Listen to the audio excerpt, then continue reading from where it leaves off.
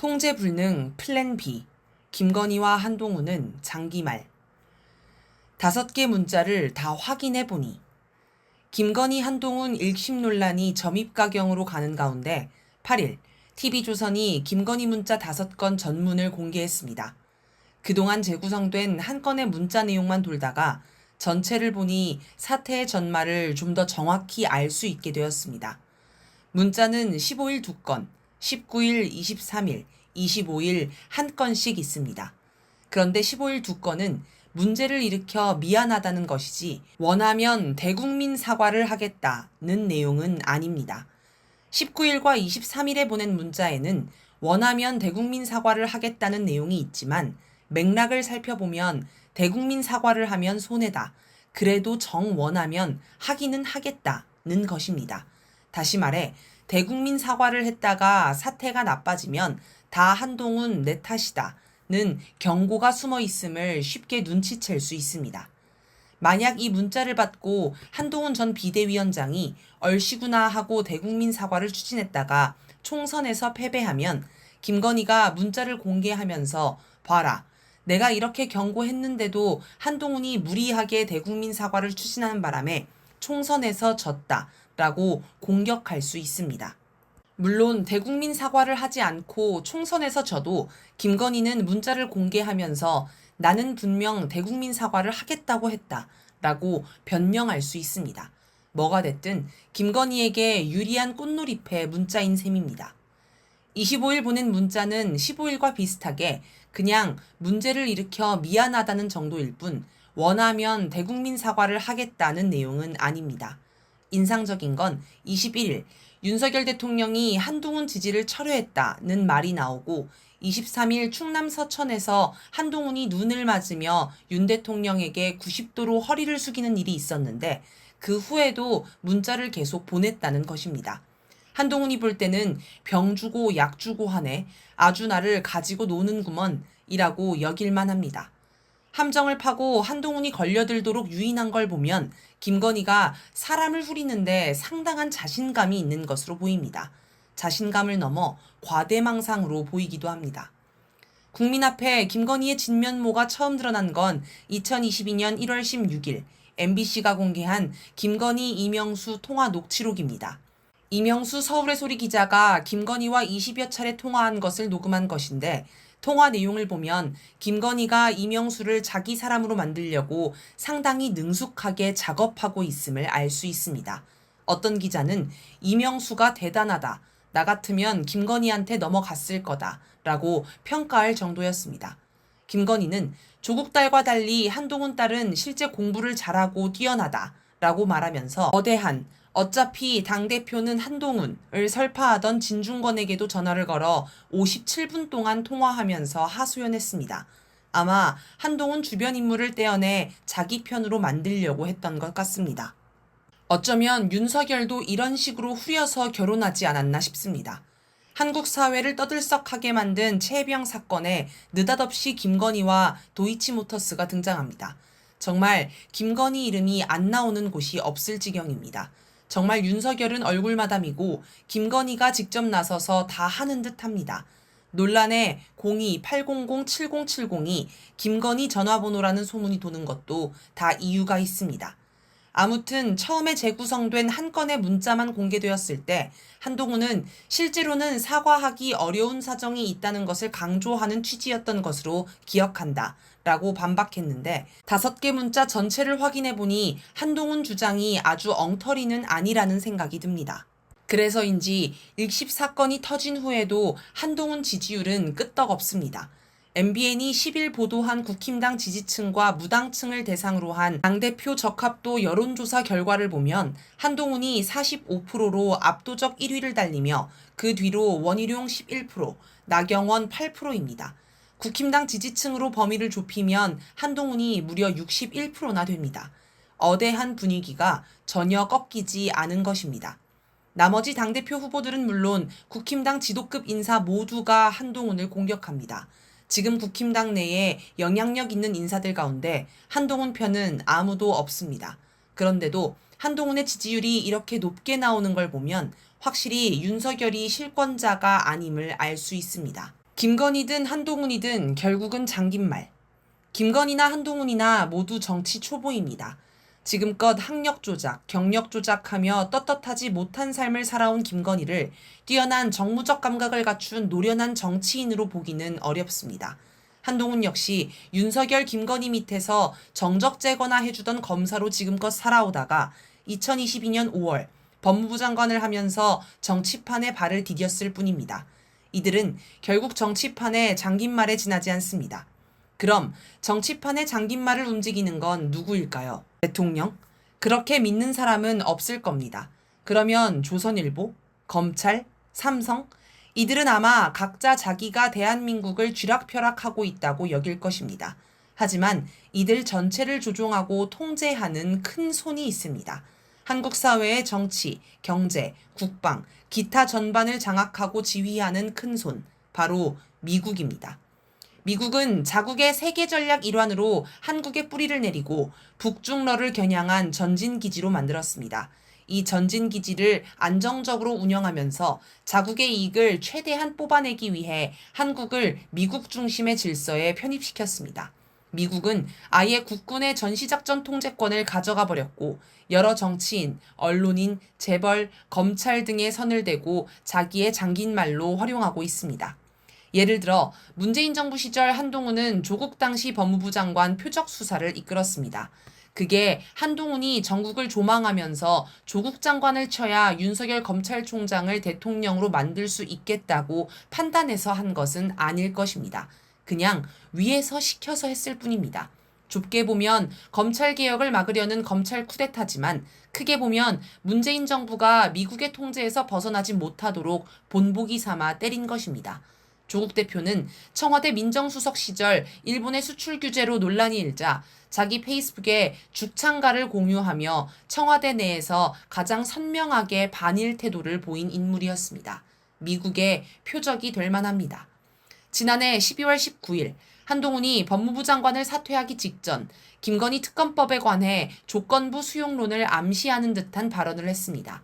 일각에서는 이 발언을 일십 사건의 발단으로 보기도 합니다.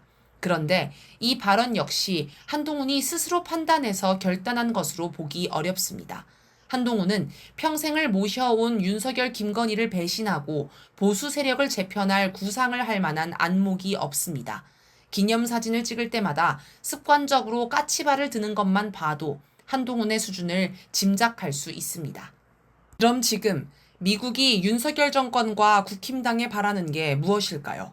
국제 위상이 급격히 추락하는 미국은 한국이 자신의 돌격대가 되어 일본과 손을 잡고 동아시아판 나토인 한미일 동맹을 추진하는 것입니다.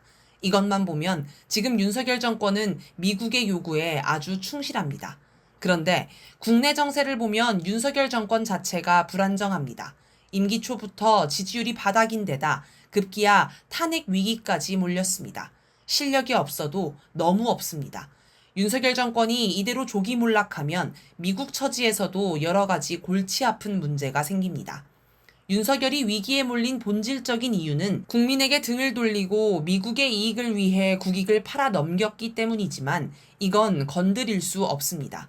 그러면 김건희를 둘러싼 의혹에 제대로 대처하는 등 할 수 있는 것이라도 제대로 해야 하는데 전혀 그러지 못해 민심의 분노만 일으키고 있습니다. 언제부터인가 조선일보를 필두로 적폐 언론들이 윤석열 정권의 실정을 비판하는 건 적폐 세력이 공멸할까봐 우려하는 것도 있지만 기본은 미국의 작용이 있었을 것입니다. 물론 윤석열, 김건희의 무능 부패 문제가 하루아침에 사라질 수는 없으니 미국은 끓어오르는 반윤 민심을 어떻게든 해결하기 위해 플랜 B도 가동했을 것입니다.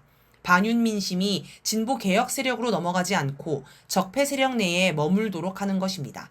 그렇게 해서 띄운 게 바로 한동훈입니다. 한동훈이 윤석열과 대립하면 윤석열도 싫고 야당도 싫은 민심이 한동훈에게 쏠릴 수 있습니다. 언론은 총선 위기를 돌파할 해결사로 한동훈을 정말 눈물겨울 정도로 띄워주었습니다. 외모와 근육의 완벽한 조화라는 역겨운 수준의 미화 기사까지 등장할 정도였습니다. 이런 식의 작업은 미국에게 아주 익숙합니다. 유승민도 안철수도 이준석도 다 이런 과정에서 갑자기 뜬 정치인입니다. 더 거슬러 올라가면 노태우가 전두환을 반대해 6.29 선언을 하고 박근혜가 이명박과 대립하며 여당 속 야당 이미지를 구축한 것도 마찬가지 사례입니다. 한동훈이 윤석열 김건희와 대립하는 게 국힘당 지지율을 유지하기 위한 술수라는 건 누구나 쉽게 짐작할 수 있습니다. 그래서 당시에도 이미 짜고 치는 고스톱, 약속 대련 같은 말들이 나왔습니다. 그들이 서로 공모하여 연극을 하는 약속 대련이든 미국이 각자에게 어떤 역할을 맡겼는지 모른 채 권력 다툼을 하는 것이든 결국은 미국의 구도에 따라 미국의 통제 아래 이루어지는 일이며 국민을 속이려는 술수라는 점에서 다르지 않습니다. 아마 윤석열은 한동훈이 자기와 거리를 두는 것을 보며 상황을 짐작했을 것입니다. 그리고 미국을 향해 이렇게 나를 날리면 내가 탄핵당하고 이재명이 대통령 된다. 그게 좋냐? 라고 항의했을 것입니다. 그리고 총선 위기는 충분히 이겨낼 수 있다. 북한과 국지전 정도 해서 북풍 조성하고 민생 토론회 열심히 하면서 어마어마한 돈을 풀겠다고 하면 국민을 속일 수 있다. 라고 설득했을 것입니다. 미국이 봐도 지금 이재명으로 정권이 바뀌는 것보다는 윤석열이 계속 미국의 지시를 충실히 이행하는 게 낫기 때문에 윤석열, 김건희, 한동훈 갈등을 적당히 봉합했을 것입니다. 그렇게 총선이 끝나고 나니 미국은 다시 반윤 민심이 야당으로 가지 않도록 윤한 갈등을 일으킵니다. 큰일이다 싶은 김건희는 지금을 대비해 만들어둔 문자 증거를 공개해 한동훈을 공격합니다. 윤석열은 로이터 통신 서면 인터뷰에서 대한민국과 러시아와의 관계의 미래는 오롯이 러시아의 태도에 달려있다. 남북한 중 어느 쪽이 더 중요하고 필요한 존재인지 잘 판단하기를 바란다. 라며 외교 상식에 어긋나는 막말을 날렸습니다. 또 하와이로 날아가 미국의 인도태평양 사령부를 방문해 북한은 러시아와 불법적 무기 거래를 통해 한반도는 물론 세계 평화를 위협하고 있다. 라고 발언하고 미국 워싱턴 DC에 가서 나토 정상회의에 참석했습니다. 미국을 향해 내가 이렇게 열심히 미국의 돌격대장 노릇을 하고 있다. 나는 아직 미국에 쓸모가 있다. 라고 호소하는 듯합니다. 윤석열이 러시아를 향해 말폭탄을 던지지만 러시아는 여기에 말려들지 않고 점잖게 대응합니다. 드미트리 페스코프 크렘린궁 대변인은 우리는 이 접근 방식에 완전히 동의하지 않는다. 우리는 북한과 남한 모두 영내의 모든 국가와 좋은 관계를 구축하는 것을 지지한다. 러시아의 적대적인 정책을 추구하는 나라들과는 우호 관계를 발전시키기 어렵다. 라고 완곡하게 비판했습니다. 이게 정상적인 외교 언어입니다. 윤석열이 북한과 러시아를 향해 폭언을 날리는 걸 보면 혹시 젤렌스키 우크라이나 대통령의 전철을 밟으려는 것 아닌가 싶기도 합니다. 젤렌스키는 지금 대통령 임기가 끝났지만 전쟁 중이라는 이유로 대선을 하지 않고 계속 대통령 자리에 있습니다. 대신 나라는 박살이 나고 수많은 국민이 죽어가고 있습니다. 미국은 최후의 1인이 남더라도 계속 싸워서 러시아의 국력을 1이라도 줄여보라며 무기를 대주고 있습니다. 마찬가지로 윤석열도 지지율이 바닥인데다 탄핵이 구체적으로 추진되고 있는 마당에 전쟁이라도 일으켜 자기 임기를 늘려보려는 속셈일 수 있습니다. 물론 그 과정에 우리 국민의 엄청난 희생이 뒤따를 것입니다. 통제를 벗어나는 돌발 상황. 미국의 작업이 제대로 작동하려면 장긴말이 미국의 통제에 잘 따라야 합니다. 장긴말 속에서 미국의 통제에 잘 따르면 떡고물이 떨어지고 그렇지 않으면 쪽박을 찬다는 인식이 분명해야 합니다. 당장 자기에게 손해라거나 같은 편끼리 싸움이 나도 일단 시키는 대로 하고 돌아보면 모든 게 미국이 짜놓은 판이었더라. 역시 미국이 시키는 대로 하니 자다가도 떡이 생기더라 하는 식이어야 합니다. 그런데 요즘 문제가 생겼습니다. 미국의 힘이 예전 같지 않은 것입니다. 국제위상 추락도 심각한데 북한 문제에서도 미국은 약한 모습을 보입니다. 북한이 대놓고 미국의 핵미사일을 날리겠다고 하면서 쉴 새 없이 무력 시위를 하는데 미국은 속수무책으로 지켜보며 조만추, 조건 없는 만남 추구만 반복합니다.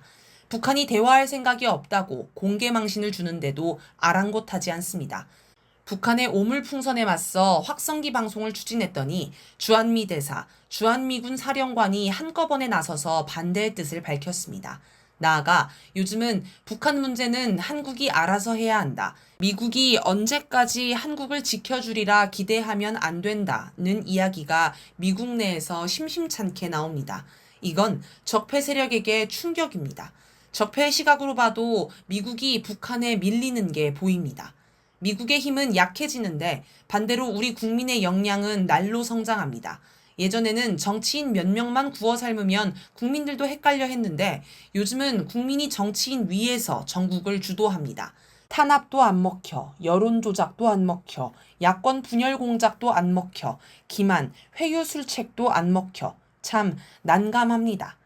과거에는 이럴 때 미국이 짜준 작전대로 북풍을 일으켜서 모든 걸 해결했는데 이제는 그것도 못합니다. 아니, 거꾸로 윤석열이 나서서 북풍을 일으켜 보려고 하는데 미국이 못하게 막습니다. 이제 적폐 세력은 미국을 온전히 믿기 힘듭니다. 미국이 시키는 대로 했다가 계획대로 안 돼서 자기만 손해볼 것 같은 불안이 커집니다. 그러니 독자적인 움직임이 생깁니다.